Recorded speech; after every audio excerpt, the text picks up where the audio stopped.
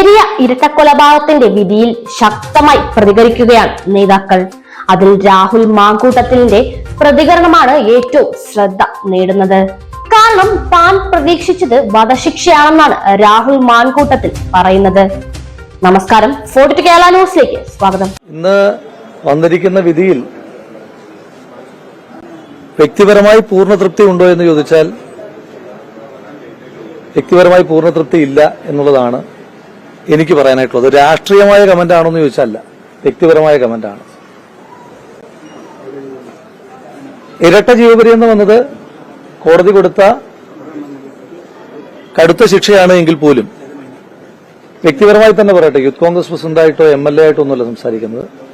വ്യക്തിപരമായി ആ കുടുംബവുമായിട്ടുള്ള ബന്ധത്തിന്റെ കൂടി പശ്ചാത്തലത്തിൽ പറയുക, ഞാൻ ആഗ്രഹിച്ചത് വധശിക്ഷ ഉണ്ടാകണം എന്നായിരുന്നു.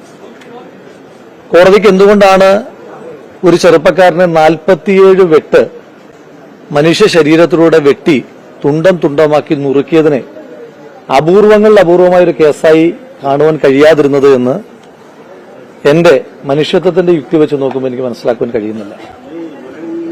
ഒരു ചെറുപ്പക്കാരന്റെ തലയിൽ മഴുകൊണ്ട് ഒറ്റ വെട്ടിന് അവന്റെ തലയും തലയോട്ടിയും തലച്ചോറും പിളർന്നു പോകുന്ന ഒരു കേസിനെ ബഹുമാനപ്പെട്ട നീതിപീഠത്തിന് എന്തുകൊണ്ടാണ്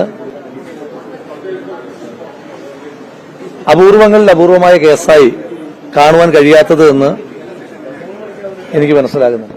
പെരിയ ഇരട്ടക്കൊലക്കേസിൽ കുറ്റവാളികളാണെന്ന് കണ്ടെത്തിയ 10 പ്രതികൾക്ക് ഇരട്ട ജീവപര്യന്തവും 2 ലക്ഷം രൂപ പിഴയും കോടതി വിധിച്ചു. 1 മുതൽ 8 വരെ പ്രതികളായ A. Peethambaran, Saji C. George, KM Suresh, K. Anilkumar, Gijin R. Sreerag, A. Ashwin, Subeesh 10ാം പ്രതി, T. രഞ്ജിത്ത്, 15ാം പ്രതി A. സുരേന്ദ്രൻ എന്നിവർക്കാണ് ഇരട്ട ജീവപര്യന്തം ലഭിച്ചിട്ടുള്ളത്.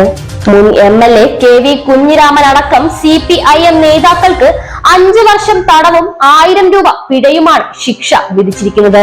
കൊച്ചിയിലെ പ്രത്യേക CBI കോടതിയാണ് വിധി പറഞ്ഞത്. പിഴത്തുക കൃപേഷിന്റെയും ശരത് ലാലിന്റെയും കുടുംബത്തിന് കൈമാറണമെന്നും കോടതി വിധിച്ചു. ഈ വിധിയിലാണ് അതൃപ്തി അറിയിച്ചു രാഹുൽ എത്തിയത്. എന്തായാലും ഇരട്ട ജീവപര്യന്തം വന്നത് ഒരുപക്ഷെ മറ്റൊരു നീതിയായിരിക്കാം.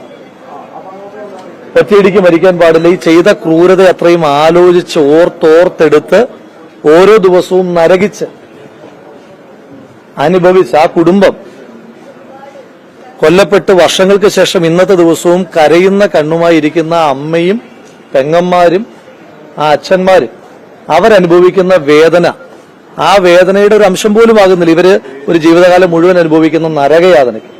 അങ്ങനെ അനുഭവിച്ച് മരിക്കട്ടെ എന്നുള്ളത് മറ്റൊരു നീതിയായിരിക്കാം. എന്തായാലും വധശിക്ഷ ഉണ്ടാകണമെന്ന് ആഗ്രഹിച്ചിരുന്നു.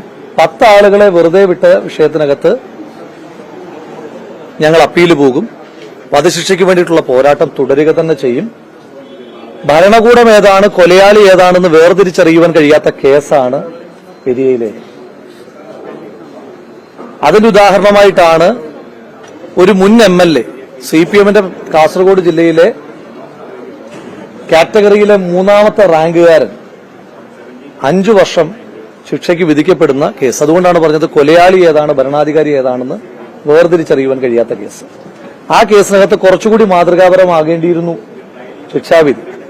അതല്ല എങ്കിൽ കൊലപാതകങ്ങൾക്കുള്ള പ്രോത്സാഹനമായി പോകും. സർക്കാർ പരമാവധി പ്രോത്സാഹനം ഈ കൊലയാളികൾക്ക് ചെയ്തു കൊടുക്കുന്നുണ്ട്. കോടതിയുടെ ഭാഗത്തു നിന്ന് കുറച്ചുകൂടി ജാഗ്രത ആ വിഷയത്തിനകത്ത് ഉണ്ടാകണമായിരുന്നു എന്നുള്ള ഒരു കമന്റ് ആണ് പറയാനായിട്ടുള്ളത്. കാരണം ഇപ്പൊ നിർഭയ കേസിനകത്തൊക്കെ കോടതി മുന്നോട്ട് വെച്ചൊരു കാര്യമുണ്ടല്ലോ, ഇനി ഉണ്ടാകാൻ പാടില്ല. അതുപോലെ തന്നെയാണ് ഈ കേസിനകത്ത് ഇനി ഉണ്ടാകാൻ പാടില്ല. ഇങ്ങനെ നിഷ്ഠൂരമായ ഒരു കൊലപാതകം ഇനി നാട്ടിൽ ഉണ്ടാകാൻ പാടില്ല. രാഷ്ട്രീയ പ്രവർത്തനം നടത്തുന്നതിന്റെ പേരിൽ, ഒരു നാട്ടിലെ ജനങ്ങളെ ചേർത്ത് പിടിക്കുന്നതിന്റെ പേരിൽ, അവർക്ക് ആവശ്യമായിട്ടുള്ള സാമൂഹ്യ പ്രവർത്തനങ്ങൾ നടത്തുന്നതിന്റെ പേരിൽ മാത്രം ഒരു ചെറുപ്പക്കാരന് ജീവിക്കാനുള്ള അവകാശം റദ്ദു ചെയ്യപ്പെടുന്ന സാഹചര്യം ഇനി ഉണ്ടാകാൻ പാടില്ല. ശരത് ലാലില്, ഷുഹൈബില്, കൃപേഷില്, ഷുക്കൂറില്, TP ചന്ദ്രശേഖരിലൊക്കെ ഒടുങ്ങണം ആ പേര്. പിന്നെയും പിന്നെയും ആ പേരുകൾ ആവർത്തിക്കപ്പെട്ടുകൊണ്ടേയിരിക്കുക. ഇങ്ങനെ ഈ കുടുംബങ്ങൾ ഇങ്ങനെ കരഞ്ഞുകൊണ്ടേയിരിക്കുക എന്ന് പറയുന്നത് അംഗീകരിക്കാൻ കഴിയില്ല. അപ്പൊ അതുകൊണ്ട് ഇതിന് അറുതി വരുത്തേണ്ടതായിട്ടുണ്ട്. തീർച്ചയായിട്ടും കോടതിയാണ് നമ്മുടെ ഒരു അവസാനത്തെ അത്താണി, പ്രതീക്ഷ. കോടതിയാണ് അവസാനത്തെ പ്രതീക്ഷ. ആ പ്രതീക്ഷയാകുന്ന സമയത്ത് ഞാൻ പറഞ്ഞല്ലോ, കൊലയാളി ഏതാണ് സർക്കാർ ഏതാണെന്ന് വേർതിരിച്ചറിയാൻ പറ്റാത്തൊരു കേസിനകത്ത് കോടതി ആ ഗൗരവത്തിൽ കണ്ടിരുന്നുവെങ്കിൽ വധശിക്ഷ ലഭിക്കുമായിരുന്നു. വധശിക്ഷ ലഭിക്കണ്ടേ? രണ്ട് ചെറുപ്പക്കാർക്ക്, ഒരു നാടിന് പ്രതീക്ഷയാകുന്ന രണ്ട് ചെറുപ്പക്കാരെ കൊന്നൊടുക്കിയ ആളുകൾക്ക് എത്രയൊക്കെ നരകയാതനയാണെന്ന് പറഞ്ഞാലും രണ്ട് മനുഷ്യന്മാരുടെ ജീവിക്കാനുള്ള അവകാശമല്ലേ റദ്ദ് ചെയ്യപ്പെടുന്നത്? അതിൽ വധശിക്ഷ തന്നെയായിരുന്നു ലഭിക്കേണ്ടത്. ഇത് പൊളിറ്റിക്കലി കറക്റ്റായ സ്റ്റേറ്റ്മെന്റ് ആണോ? ഇന്നത്തെ കാലത്ത് ആധുനിക മനുഷ്യാവകാശ സങ്കല്പങ്ങൾക്ക് ചേർന്ന് പോകുന്ന സ്റ്റേറ്റ്മെന്റ് ആണോ എന്നൊന്നും എനിക്ക് ചിന്തിക്കാനുള്ള മാനസികാവസ്ഥയല്ല.